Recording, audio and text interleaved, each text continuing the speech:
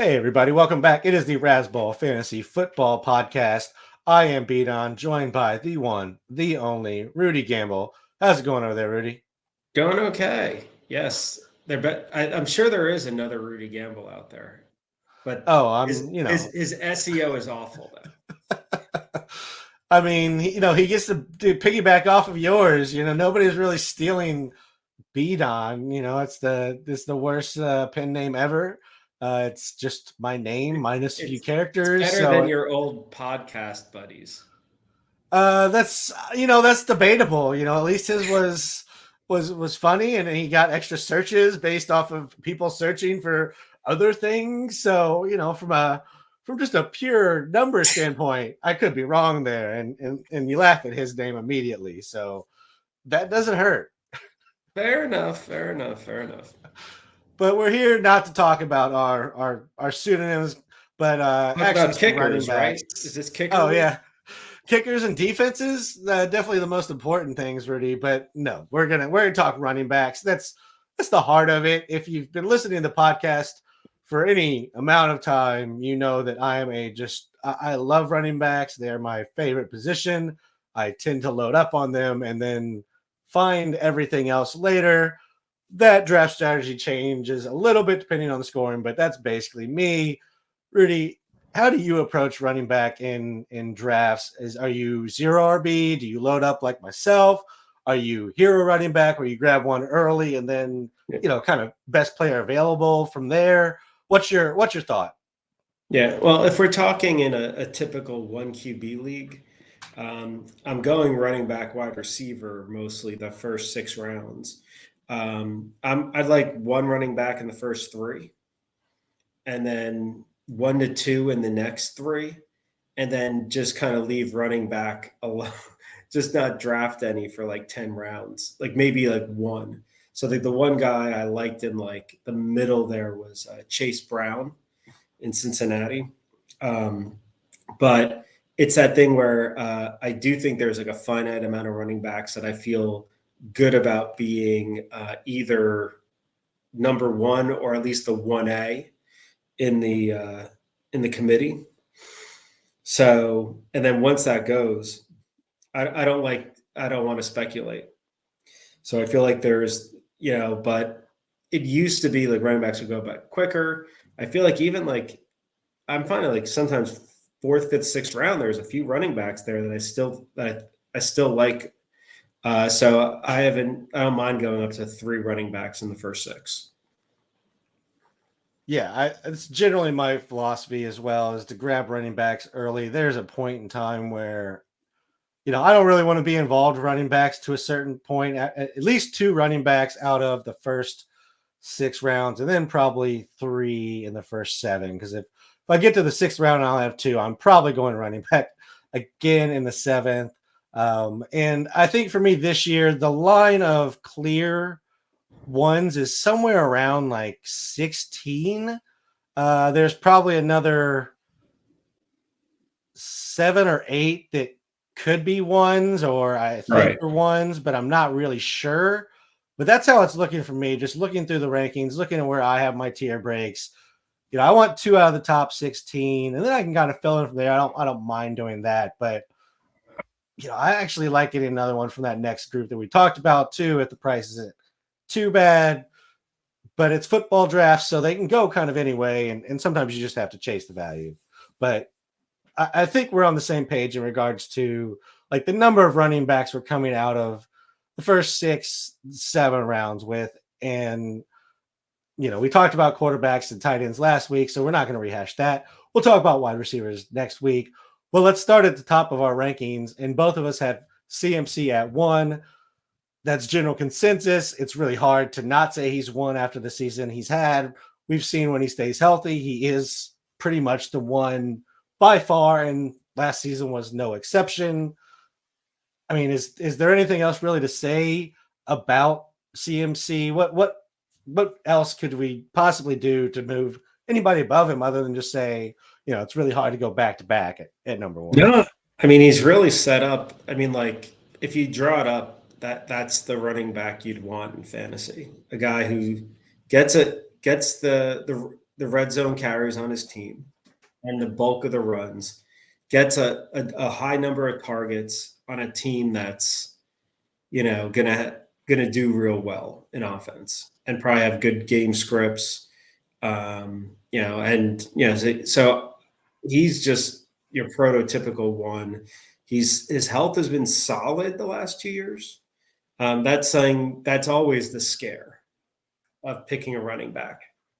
And so, it's one where, it's tough, especially early in the draft. But I think you just take McCaffrey, and it's kind of just you just know that, if he goes down, you lose. You're not gonna from it. I mean, you can still win, but you got hit elsewhere. But so having hard. a healthy CMC makes it so unfair. It's just so hard. So, but I think you got to go McCaffrey. I think McCaffrey's the 1-1. I mean, he's obviously RB1. But I do have it. Yeah, that is that thing. Just like the scary thing in baseball, taking pitchers early, because when you are open. Running backs do get hurt more. So, yep, I get it. But I think McCaffrey's an easy one. I have heard people kind of like, I think I've seen at least one case of someone having Breece Hill at one. I mean, I don't know. I have him too. I like Breece Hall. I think I just call him Breece Hill though. I like Breece Hall. Yeah, I mean, but I don't see how he's ahead of McCaffrey. He doesn't make me feel better about health. Right. The health, the offense, the game script, all that is not nearly the same as it is with CMC. Even if Rodgers is playing all 17 games, like he's old, he's injured.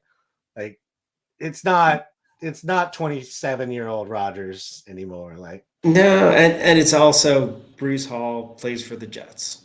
Yeah, so like it's the Jets. So you just have to be wary of it. So I think that's kind of galaxy braiding. If you want to go wide receiver, go nuts. Yeah. So, we have a lot of the same people in the top, 7, 8 here. The numbers vary a little bit. There's two guys that kind of stand out here. I actually forgot to put one on the notes because it's just occurring to me now that we're that different on him. One is Saquon Barkley, and the other is Isaiah Pacheco. Barkley, we have 5 spots different. I'm very high on Saquon Barkley. I have him at 3. You have him at 8. I think you're probably more consensus there. I just think he's set up so well right now in that offense. But I completely understand. Pacheco at 7 for you. I have him, Pacheco you have at 6, and I have at 13. 7 spots difference between us. Let's discuss those two real quick, Rudy. Okay. So with Barkley, is he just hurt? Are you just hurt, Rudy, that he left? You're one letter off. I mean, I think it's the Hurts factor that, I mean, so I just don't feel like Barkley's a lock to get a ton of red zone carries for touchdowns. I don't see him as either getting like a ton of receptions. So it does scare me when the quarterback has shown himself to be used heavily in the red zone. So think, back in the day with Cam would be like, I mean, I'm low on Hurts, I think, versus consensus, because I kind of see coming the other way that, well, maybe they give Saquon a little more. But in order to be like a top 5 running back, I think you want to have really strong touchdown numbers, or extremely strong, I think, like Eckler prime targets. And I don't see either for Barkley. And the last thing you could probably say on it is like, always a little worried about his health. He's had his share of injuries, more than most. Does Philadelphia run him into the ground, or is it that's also kind of, I feel like, been a franchise that doesn't, that's not going to, have him be a super, like a hero running back like the Giants did. So you could see Gainwell getting a little time, or I'm not sure. Oh, you got the rookie from Clemson there, Shipley. Not super bullish on him, but I could still see enough that like Barkley has a good year. He's healthy. He's going to have a high floor, but I just don't see quite the ceiling on him. Yeah, I guess my counter to that is they paid him a lot of money. They front loaded the contract these first 2 years. I feel like they're doing this to extend Jalen Hurts' career. Like they can't dive him through the center of everybody, even as a sneak that often. Hey, you've not lived until Saquon Barkley puts his mitts on your buttocks and pushes you into the end zone. It's true. Between the two of them, that's like two of the strongest set of legs in the entire NFL that's not on an offensive line. There could be something there, but I see. I mean that's the bet. But I do agree that I actually like Hurts has had insane. I think he's at like 12 plus touchdowns the last 2 years. Something like, when I looked to see why I was so low on him, I'm like, oh yeah, I took away a bunch of that. Him and Barkley just cancel each other out, and then the thinking that they might throw for a few more touchdowns too. But no, I mean overall, yeah. I mean it is a bummer I am a Giant fan, and Saquon Barkley, I was really excited about it. I still like him a lot as a person, player. He's a very good representative for the Giants. But man, I thought he'd be maybe the Eagles could tap into his receiving more. The Giants never really tapped into that the way they should have. I always thought I would say every year, I'm like, just like roll him, like put him in motion and put him out on the edge. And let him just, because I thought he could be a great outside receiver. Just has never panned out, and I don't like putting him with Hurts doesn't make me feel good. I don't like running quarterbacks and receiving running backs. Not a good mix in my eyes. So yeah, I think Barkley would be good, but not great. Yeah, I think my argument to have both Hurts and Barkley so high for me in both quarterback and running back is just, I think, well, they're going to cannibalize each other a little bit. I think it's just going to make this offense just so complete that like the efficiency is going to go up for everybody to the point that it doesn't really matter if they're cannibalized. I think if they're up big, you'll see Saquon taking all those yards. And if they're, if it's tight game, then we might see the world's strongest tush push, there you go, ever. And I think that's kind of how it's going to go. And I understand, if the numbers don't go up and they stay where they were last year, which would still be, a great offense, right? Then there's not enough for me to have Saquon and Hurts where I have them. But to your point, I think this is the time where Saquon really shows off. I think he is going to swing out. They don't really have a third receiver. As you look at that offense, it's really got to be Dallas Goedert as the third. Yeah. And if he gets hurt, which is, happened a lot, it could be any number of tight ends, or it could be Saquon coming out a little bit more, because like Johnny Wilson and Paris Campbell and Britton Covey and John Ross, these are not names that terrify you at this point. How many ex-Giants do they have? All of them. They just wanted to mess with New York psyche. Victor Cruz, they get Hakeem Nicks. They brought Hakeem Nicks back. They should have gotten Ladd McConkey just to try to steal some glow from our Super Bowls.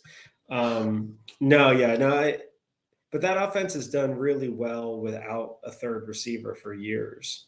It almost but so it's so it'll be interesting. I mean, then you got Kellen Moore coming in there, and I really don't know what to make of that.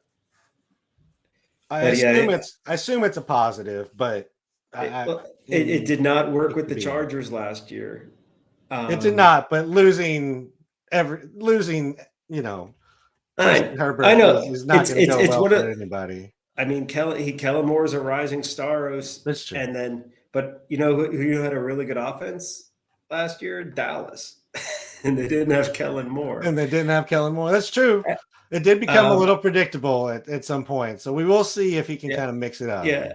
And they had McCarthy there. So, I mean, who was the king of predictability? So who knows? That's true.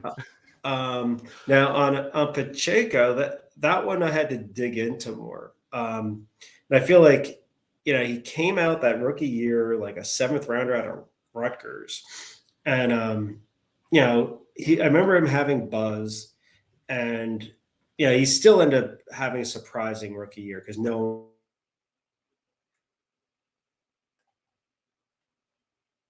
which was he was rushing only. He wasn't a threat out of the backfield to catch any balls, and that's just not a running back you really want in your fantasy team because so role dependent. You want the guys to be able to get targets. Last year, but I felt like at some point last year, and it was I think around week 5, week 6, things changed, and they just kept him on there for more. Like he started becoming like a true one instead of like a committee back. Clearly, they didn't have their other options aren't great. And I don't remember if some of them were hurt or not, but a stat I saw that up through week 5 of last year. So the whole rookie year, first 5 weeks, he had 1 4+ target game. From like week 6 on, he had 7 of them. A lot of them were just 4 targets. So I don't want to make it seem like it was much more of that, but he had 5, 6, 7 targets. So you start looking at it, you're like Pacheco, I think I have as equal amount of targets as Barkley. And that's pretty crazy for me to see that after like where my head would have been even just a year or 2 ago. I feel like he's got the red zone stuff. Mahomes is not the same threat as a Hurts. The game scripts are going to be nice. I don't feel like, so I think Pacheco's kind of maybe a little underrated out there. I am ahead of consensus on him, but there's a lot to like, I think. Guy runs hard, and he's never going to face like a truly loaded box, which is something that Barkley might. Not that I want to keep comparing those two, but you look at it, you're like, yeah, Pacheco could be in. I think I'd be interested to look. I guess I have to look again to see what his finishes were in the second half, but I imagine they were quite good. So just might be a little bit of lag of that perception that he's a run only guy. Yeah, and I think that's certainly hurting him. He kind of stayed in the 5 to 6. That's yards per target. Let me see if the receptions. 4 or 5 targets. Yeah, the targets moved a little bit depending on I think just the schedule as much as anything. Right. When they went 4-1, the targets and the yards and everything looks really good. When they had to throw a little bit more, those numbers came down. I mean, just like any running back. I think in regards to game script, I think they're both going to be in primarily favorable game scripts, but you do have the best quarterback possibly ever, and definitely of this generation behind him. I mean, that definitely provides some safety. To your point about injury, there's a lot more security there. I just think Saquon is a different level of talent, and this has constantly been my issue with football. Is I definitely have a talent first approach sometimes when I need to be a little bit more workload focused, but in this case, I just think Saquon's talent is so much above Pacheco's. I just can't see doing that with them both in strong offenses. Well, Barkley's disappointed me before, so I completely get it. He is disappointed just about any fantasy owner who's been very heavy on him at some point. But let's move off of Saquon Barkley and talk about a couple other vets that we tend to disagree on here. Derrick Henry, you have down at 14. He's 9 for me. And then Joe Mixon, who you have at 16 and I have 11. So between the two, 5 spots each on those two. What do you think in regards to Henry and Mixon, where we're definitely separated here, where right. we have our favorites?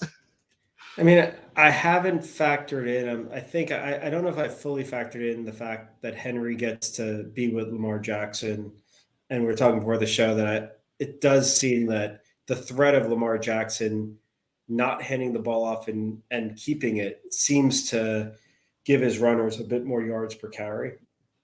So I might be a little stingy there, but the same issue I have, it's the same issue with Saquon though. I feel like, Lamar could definitely keep a few more rushing touchdowns and limit what Derrick Henry's traditionally been a 10 plus touchdown guy.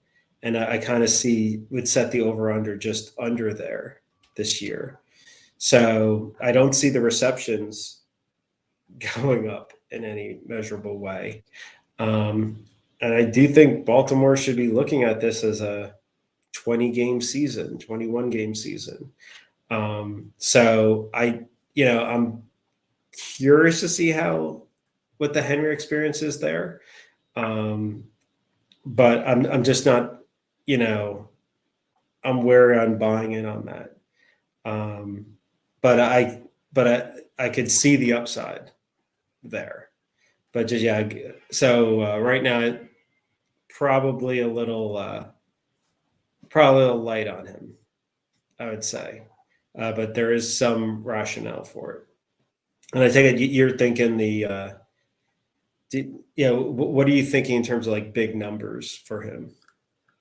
So, I mean, in terms of usage, I don't think he's getting necessarily the attempts that he got in Tennessee because, getting 350, 375 attempts is pretty ridiculous. Yeah. But if he can get 260, 270 attempts in a Baltimore offense, I think his yards per carry can go up at least a yard, just based on the fact that, he's been a 4.7 across his whole career, and he is a future Hall of Fame running back.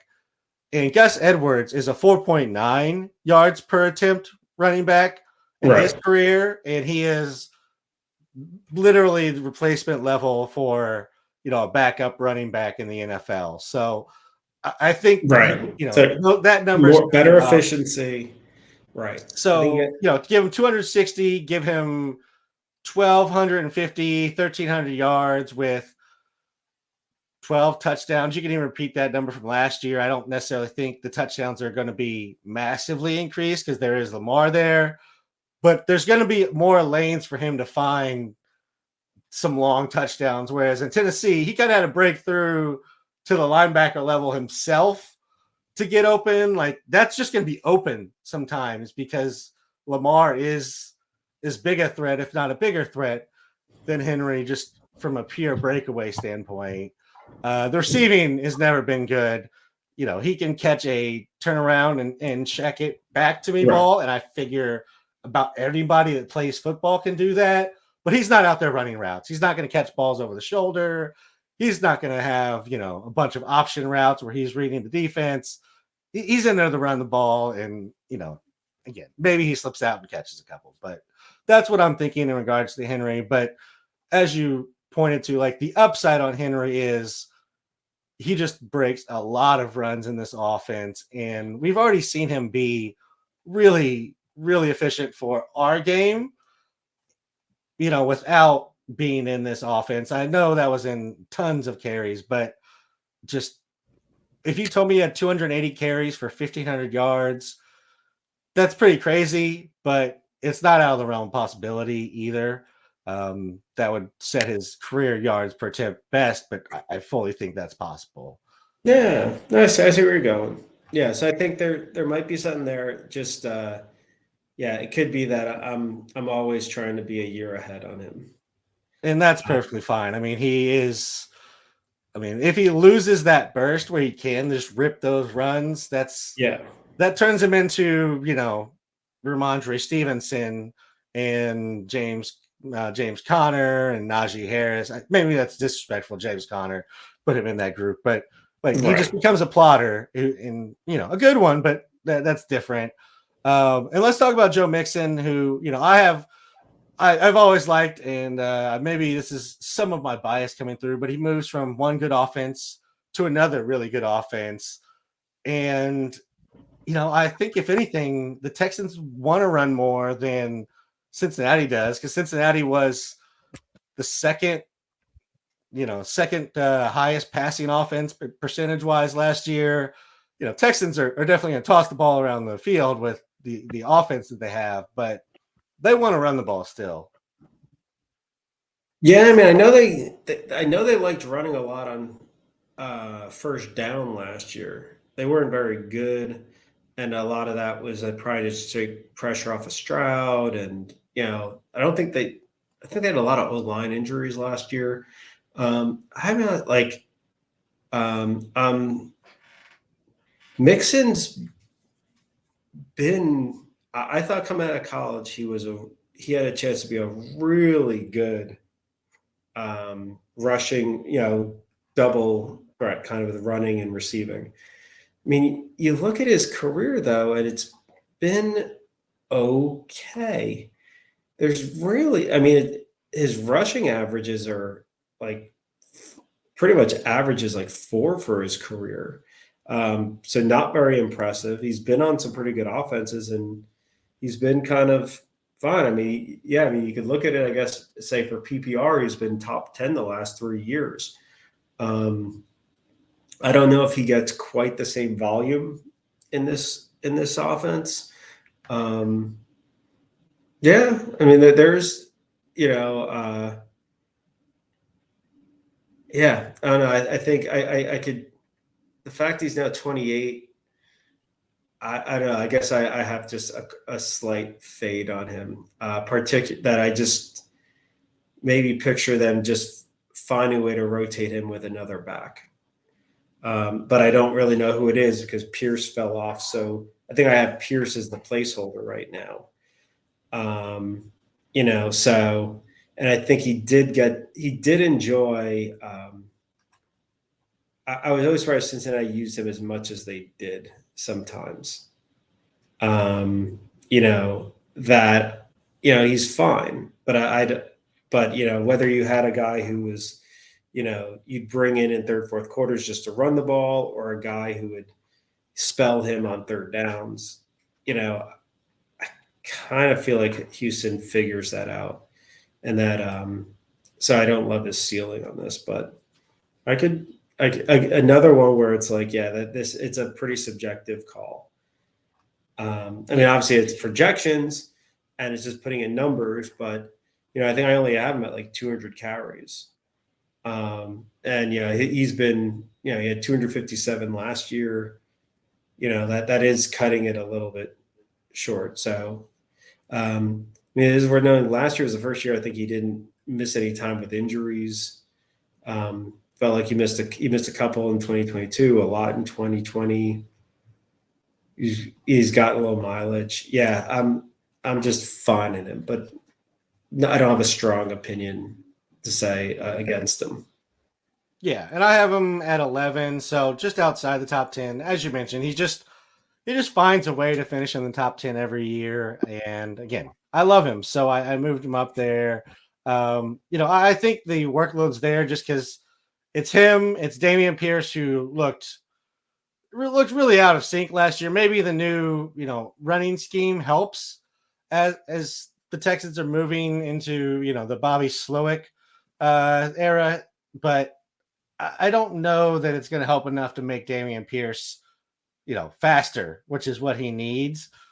And behind him is like Dare Agumbawale, Razzball favorite, Jordan Jahar, who is probably going to end up taking Dameon Pierce's job if he's not too careful. So it's not a bunch of guys that I'm worried about taking carries from Mixon. Right. Maybe if the Texans kind of get to a point where they're going to win that division pretty handily, or I guess maybe they're not going to win it handily, but they're clearly going to finish like second, like Miami gets out, but they're going to make the playoffs and everything. Maybe Mixon gets benched or get some time off. But I think until that point, you got to make the playoffs first. And I think you're pushing Mixon. They're pushing Mixon again. He's got a contract that is very front loaded, and it's 2 years and then he's gone. So no reason they wouldn't push him. And I think even next year, if they really wanted to, they could cut him and save some money too. So it's not like they're really invested in him long term.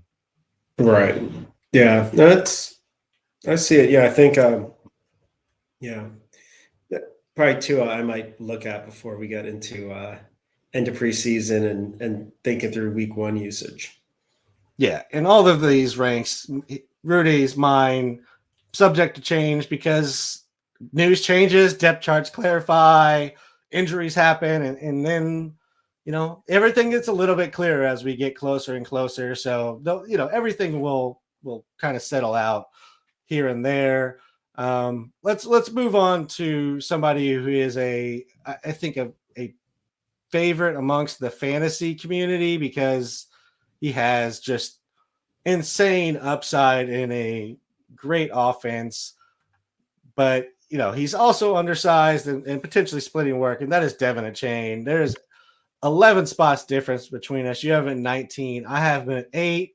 I'm just an upside play type. I love the potential that Achane has. If he gets even 60% of the work, 65 would be phenomenal, but I don't even expect that.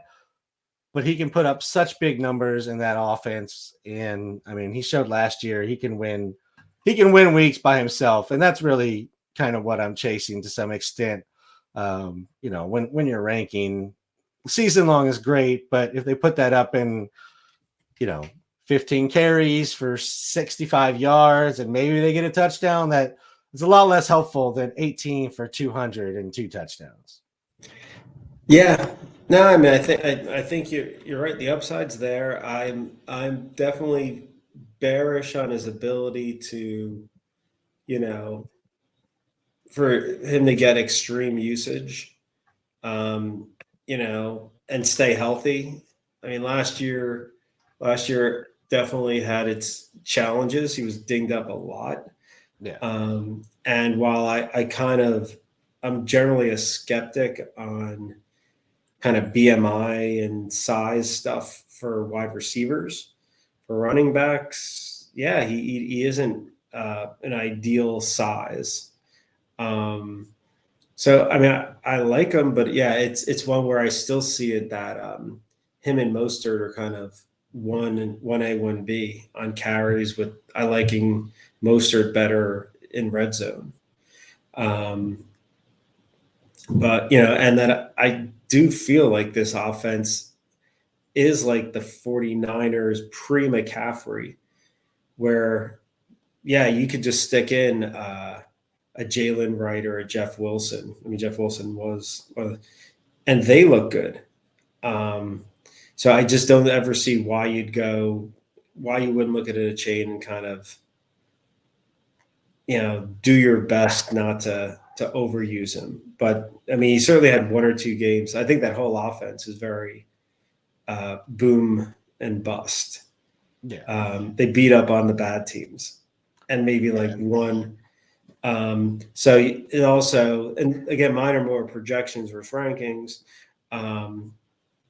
I wouldn't be feeling great about Dolphin running backs come playing playoff time for fantasy. I think because the weather gets worse, don't like them on the road. Mine's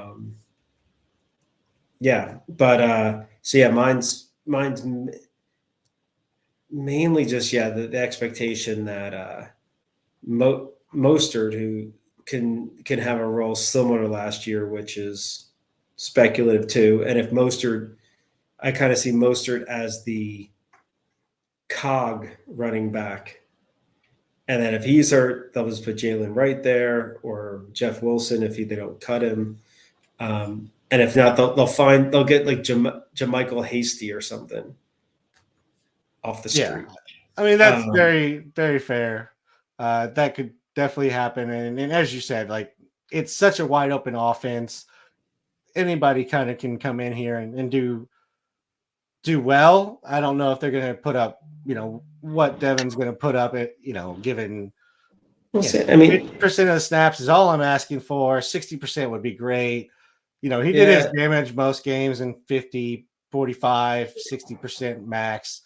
And that's fine. I think they're going to move more away from Mostert this year. Just give Achane more 50%, 60% games, just because you're seeing kind of the move from the old to the young. But I agree, they're both involved. I mean, it's possible. Yeah, I just think also where you have to take Achane in drafts.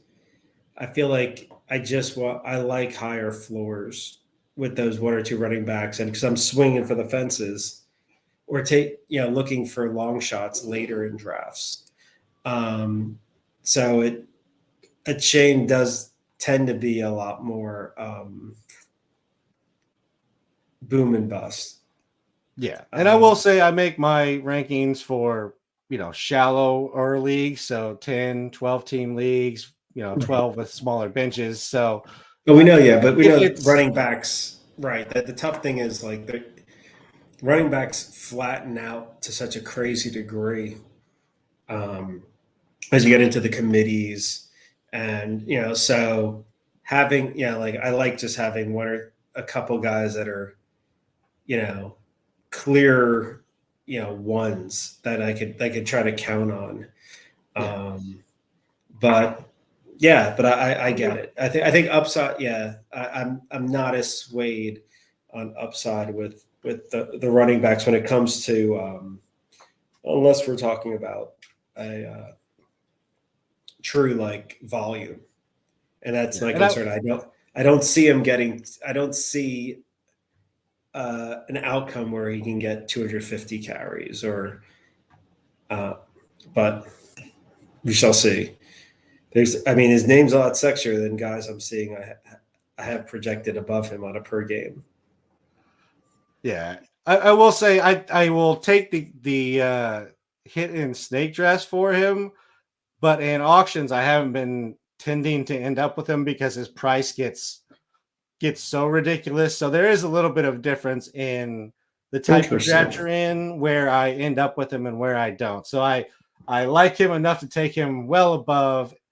Or at least in line with where people are taking him for standard leagues, but not, or for snake drafts, but not for the auction price. So, a little bit different there. I don't know. Maybe it's just, I like different people in his area that I'm more willing to spend on, like Saquon, who we've already talked about. But let's move on to another running back here. Another guy who switched teams, so there's a little bit of uncertainty in regards to what's going to happen, and that is Devin Singletary. And you have him, up at 21. I have him at 31. So we're getting into that next tier. I'm assuming this is more workload related. You think he's just getting, the Giants' work here, or what are you thinking? Yeah, I think, and he might have gone down a little as now with Tracy back in the fold, because I think even as of like this morning, I was still hedging on Tracy's injury, and I resolved that. So I think he's maybe down more toward like the 25. It is, like I've even hedging that Gray and Tracy and maybe some other running back can get some play. It's like there's going to be a lot of snaps, and Singletary has, he's not an unknown quantity. He did it with Dable in Buffalo, and he earned them in Houston last year. So I think he's just a solid floor guy. he's the type I generally won't draft. That I was saying, like where I say, like, where I'm putting that cutoff, I generally am cutting off before him. Right. Maybe trying to get like a top 16, top 18 running backs, and then just be like, and then just avoid this thing because you do get this case of a lot of volume that's not very appetizing, or unreliability. But yeah, I don't know. I feel like you can do worse, but I can't really say that is tepid of that's purposefully tepid, because that could be like that. That's the giant off. Yeah. To be a top offense. it could be. They everything could breaks be. right. Sure, they could be. Yeah, it can be mediocre. But I could see going other ways. Yeah, I mean, it's kind of one of those things where, like, if you're building a best ball roster, I could see grabbing him as like a steady guy, especially for, again, I think there's a difference auction versus snake. Like, he's going to go inside the top 100 in the snake draft because you're going to get to a point in running back, you'd be like, right, oh crap, like who else is left that's still going to get snaps? And you're like, oh, Devin Singletary is getting snaps, and he gets kind of bumped up the board because it's panic time at running back if you don't have any. Right. Whereas in an auction, everybody's like, I don't want him on my roster. And you can get him for, 130, 140 ADP type of prices. And so I think there's a little bit of difference in just like how the roster shakes out. But I'm with you that, like, after that cutoff, which we said is like 16, maybe 18, like those running backs go, and it doesn't feel like it's good value. They're just going. Like, you'd rather have I'm trying to think of like receivers going in that area. You'd rather have like Jayden Reed, who could break out, or Christian Watson, who did break out. The both of them broke out to some extent last year. You'd rather have, maybe take a shot on Jameson Williams, like, versus the just consistency that Devin Singletary is going to give you, because you can get that in guys after him.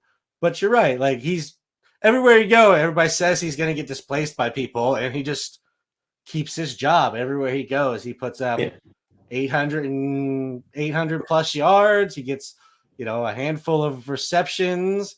And that's just kind of what he does. It's just very safe. So I completely understand why he projects to where he does.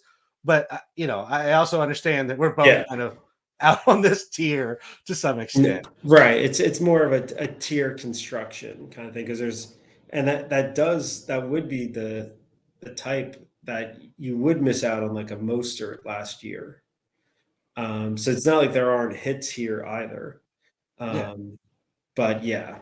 There's just more questions. There's a lot more questions in this area than the guys going. It just feels I'd rather have this, like, we don't know who's going to necessarily be that. The wide receivers, there's going to be volatility year to year. So I definitely like to have like 5 or 6 that I feel good about, and then I'm playing them in the flex, but just also knowing that it's like, one of them might just be mediocre, and setting yourself, and then just keep drafting until you kind of, I think, like, I had one team last year, I think, that had both. I want to say it had definitely Nico Collins, and I might have had Jayden Reed on that team. And it's just like, so I like to have all the wide receivers I can, but I'd rather take shots rounds later than a Singletary in general. But I mean, it is interesting looking at the projections, seeing where I have them, and then when I compare versus consensus of yours things and seeing. So, because I know one guy I think you were talking about in the notes was Josh Jacobs. Yeah, and he's definitely here. And I mean, being on the Raiders has like a big asterisk. Like, see that team just always, I'm not sure if it's being managed right. So, but we could say with certainty, you know, the Packers offense is run really well. So we could think of this as like Josh Jacobs' usage is probably going to be optimal. And so the question is, you know, you've got Jacobs, you've got Dillon, and you've got the rookie Marshawn Lloyd. And there's no doubt that Jacobs is going to get the most out of these three. Let's say that's the bet as of what we would know now. The question is just, is it going to be enough? Like, how confident are you that Dillon isn't coming in for the red zone? How confident are we that, like, I don't even have a really good feel for Lloyd, but does he find ways to take time away? Because I think personally, I always thought like Aaron Jones is a really good running back. And I feel like Green Bay had some really good offenses, and I feel like they definitely year to year picked and chose when Aaron Jones kind of got on the field and made plays and stuff like that. So Aaron Jones was never, or it's been a while since Aaron Jones really made was a hugely valuable fantasy asset. So I wonder if Jacobs just kind of takes that role over versus that crazy year he had 2 years ago where he had insane volumes. Yeah, I mean, I don't think he's getting 340 carries again like he did in 2022. So, yeah, definitely don't think we're seeing that return. I guess my thinking is A.J. Dillon is basically becoming redundant in this purchase of Josh Jacobs, because Jacobs is just the better version of what A.J. Dillon could be. So, you know, I think the extra snaps go, you know, to Marshawn Lloyd, who is the different type of running back. He's quick, he's fast, he catches the ball, like he does different things than what we're talking about. Jacobs does get receptions, but again, it's traditionally been more of the turn around, look at the quarterback, get a dump off type. So I think Marshawn Lloyd is getting that, and I don't know that A.J. Dillon really has a current role in this offense. I wouldn't be surprised if he, you know, maybe gets dealt at some point if they just, you know, feel comfortable, because he's a free agent after this year anyways. The thing is, they're just not paying him anything, so why would they just cut him? I don't think he's getting cut, but I wouldn't be surprised if some team needs somebody who's big in trades for him. Because again, I think that's Jacobs' role. Maybe you keep Dillon there for some insurance and just to give Jacobs some breathers. But I think you just maybe put in Lloyd and run a little bit of a different offense when Jacobs comes out. But we'll see what happens there.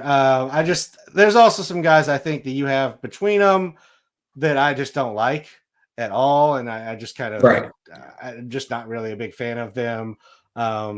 You know, and I think some of them have bigger splits that I'd like, which also plays part of this one as well. One of those guys that I think has slightly bigger splits than what you have is Jaylen Warren. You have him at 23, I have him at 33, and this is maybe just our difference in the snap count in Pittsburgh. I think Pittsburgh just loves Najee Harris for some unknown reason, which they've shown game after game, and they hate Jaylen Warren, which they've shown game after game. Because I agree with your ranking in theory, but I don't think it's real because Pittsburgh hates Jaylen Warren and loves Najee Harris. Yeah, I mean, that's one that, I mean, we're definitely in this range. I don't have strong opinions, and they do bounce depending on news. Jaylen Warren did have some injury recently, not serious. I do think the assumption was that Najee Harris was kind of going to the glue factory going into the beginning of last year. and he still ended up playing a good amount, and it didn't look bad. Yeah, I see what you're saying. I do think Warren went down in my last run, but another running back that I'd be very. It's just the tough thing with this range, that it's just so many guys in this don't feel like they have a great ceiling. That it's hard to picture. Yeah, you're right. Josh Jacobs, yeah, he could. He's been a top 10, top 15 running back. Even in the years that what was his career year. You look at Warren, it's like he'd be fine. Like he's the type you want to take later, then he's probably going to go. And that's why, I feel like in that realm, the guy that I feel like goes late enough that I've liked is Chase Brown, because I kind of picture Zack Moss being just a guy. He's just the definition of just a guy, I think, in Zack Moss. Even though that he gets like the Lamar bump and gets like Gus Edwards type of productivity. Well, no, because you got Moss and Brown and Cincy. I feel like that's been the one where I'm just generally bullish, that because I did like what we saw out of Brown. It did seem like explosive. Did seem like basically I feel like we saw more on him in the receiving game than we ever saw to Mixon there. But this is complete. It's enough that I don't mind taking a 10th rounder on. So I've already stocked up on my wide receivers. Yeah, I think they're both solid ADP plays, because if this offense is what we expect it to be, there's going to be plenty of opportunities to score and get rushing attempts. So right. I do think there's ADP value in both of these guys. Yeah. I just think that, they're going to commit to Zack Moss for, again, I don't really know why teams do it. It's Devin Singletary minus the consistency. Zack Moss has been the, not consistent and mostly just bad. So I don't really understand why teams commit to him, but they do. But yeah, I could see it moving to Chase Brown as we get through the season here.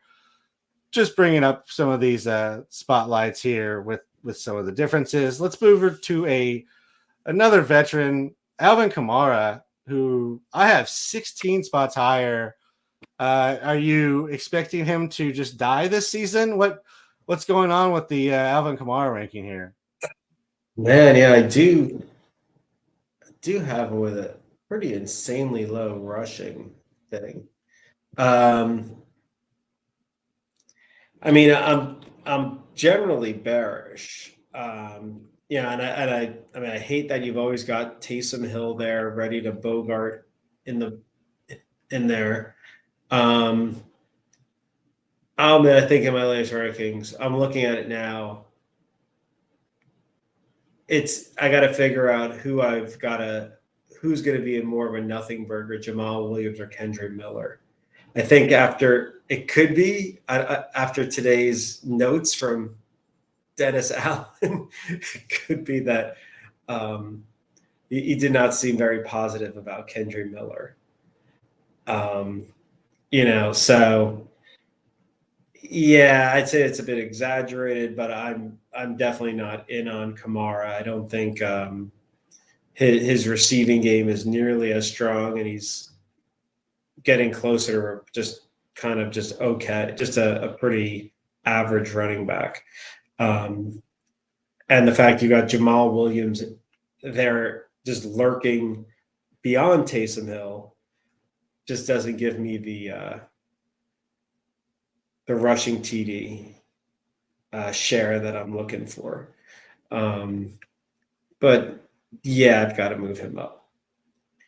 That's an exaggerated way of saying I don't want him that little. I see it. Yeah, so maybe it's more a commentary on this offense than just It about is. anything. I mean, they finally changed OCs for the first time, but yeah, it's not very enticing. I mean, like, at least outside of maybe Olave. Is it Olave or Olave? Olave. Olave, yeah. Olave sounds way better. Yeah, otherwise, this looks like misspelled olive. But yeah, other than him, it's it feels like a lot of guys that you don't really want.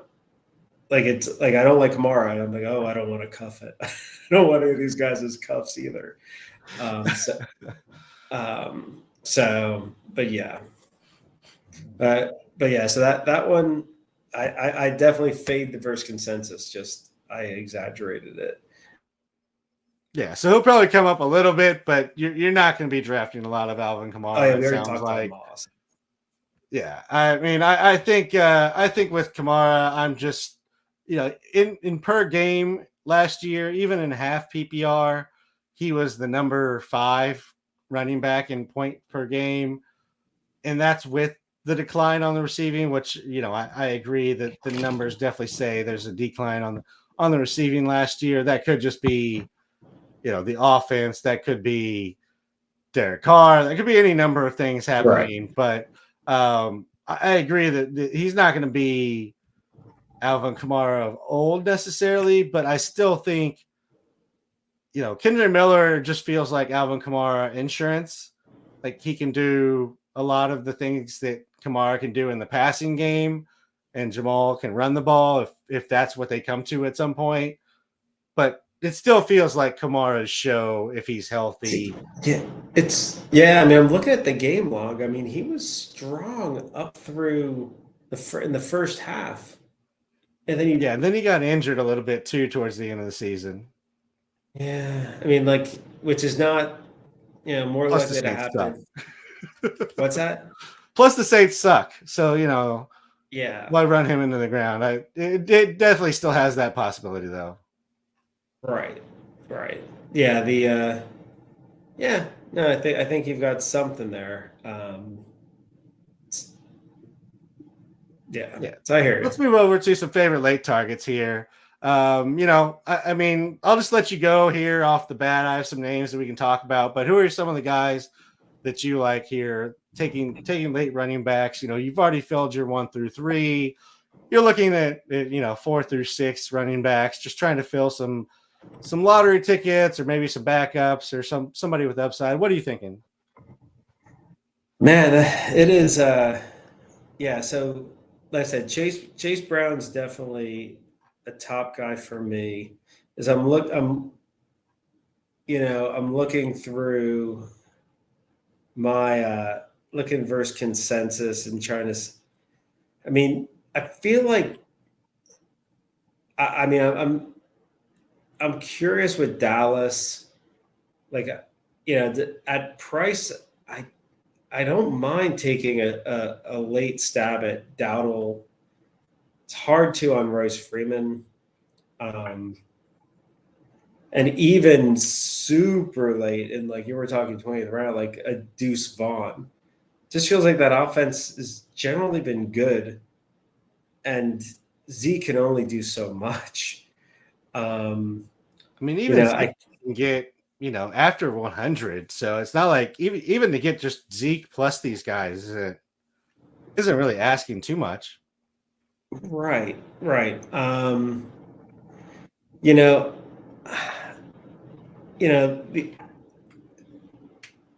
am slightly, the Raider situation feels more fluid than people think. I'm just not willing to bet big on Zamir White.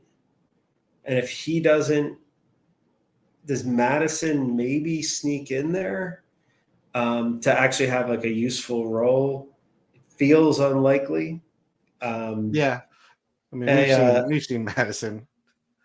I think, on an offense that looks slightly better, Bucky Irving in Tampa, there's just not a lot. The only thing you have Rashad White there. I like Rashad White. He's fine. But if he gets injured, thinking like Bucky Irving's about as cheap as it gets to have a guy who might step in and get, 20 touches a game. Yeah, I mean, the Buffalo situation is kind of gross. I'm not there's just a whole bunch of situations that just, I look at this, I'm like, ooh, this is, I can't talk myself into this. I mean, I wouldn't mind having a share in some leagues if cheap enough of Blake Corum, just because the Ram situation. We saw what happened with Kieran Williams last year, in terms of how he just had a huge role. But Corum, I don't know if you're going to be able to get him cheap. Yeah, I think he's picking up a little too much speed to do just like a traditional handcuff. Like you have to actually spend a little bit of draft capital now to get Corum. He's going actually before any of the Dallas running backs. Funny enough. So right. So I think those would be guys I'd rather get. I think the Minnesota running game situation is still a little underrated. So like I generally am bullish on Aaron Jones this year, and kind of bullish on Ty Chandler then as a handcuff. Just one of those offenses that I feel like seems to be run pretty competently. I wonder, it could be with Darnold that's put more to the test.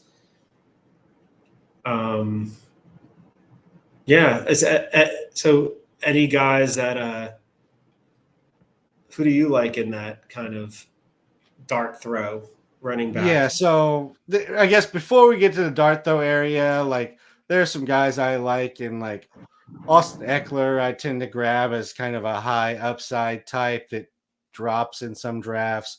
But after we get past that group, I do like taking the chance on Dallas. As we mentioned, the ADP value is great. The Chargers backfield is another one where, I feel like the Chargers are getting, I understand the weapons are not where they used to be in regards to the outside receivers. We're not looking at Keenan Allen and Mike Williams. But, Justin Herbert is still a quality quarterback. I feel like as quarterback goes, we talked about this last week, like he's just being forgotten. They basically stole the Baltimore running backs and moved them over here with Greg Roman. I always love J.K. Dobbins if he can stay on the field, but that's proved nearly impossible. Gus Edwards feels, safe for some yards, especially early in the season while you find, another guy. And then like Kamani Vidal feels like he's going to be the other guy, and I feel pretty good about him too. Isaiah Spiller's there as if you're just really like best ball type of things, but I feel like between these guys who are also going really late in drafts, you can just nail a backfield down. And if you can do that in a deeper league, you can kind of pass up on having that third running back and grab, a premium tight end, or maybe you go premium tight end and premium quarterback. That's how you kind of make up for that, because you got to be weak somewhere there. And it's probably going to be running back or receiver. If it's running back, you can kind of grab some of these committees and do that with. You mentioned Zamir White. I think the plotters in general get pushed down.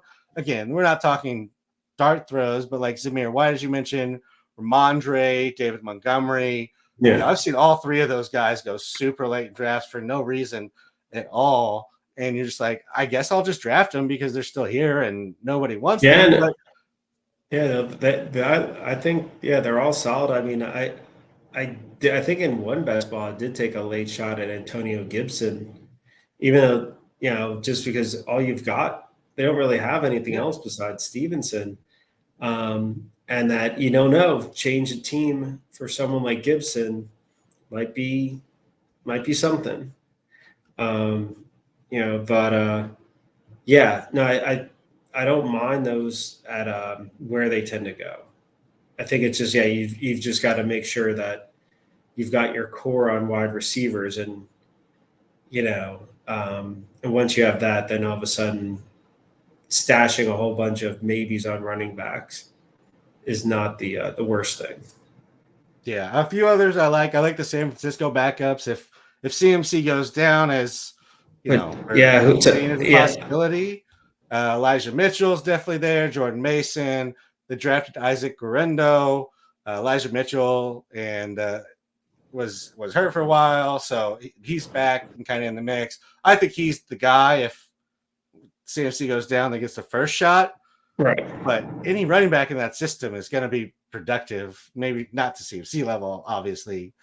I also like Cordell Patterson. I think he actually might be the best running back in Pittsburgh right now, or at least the best combination of things, because I think the reason they don't like Jaylen Warren is pass protection is very suspect, and that's one of the areas Cordell Patterson excels in. So if it's about pass protection, I could definitely see Cordell Patterson being a worthwhile late dart throw. Nobody there has really signed that long, so they're just trying to figure things out. Tomlin's trying to go 500 again. Like, he just wants that. He just wants to be 500 or slightly better every year. Any other guys you like late? No, I mean, I think we got. I think we covered plenty. If you need to go deeper, you can always find us, or if you have running back questions, you can find us on Twitter. I am at RazBeaton. You're, of course, the at Rudy Gamble account. You can leave comments on youtube.com/Razzball Fantasy. You can leave them on Razzball.com underneath these articles. Until next week, Rudy, where we are back to talk receivers, have a good one, and we'll talk to you then. Sounds good.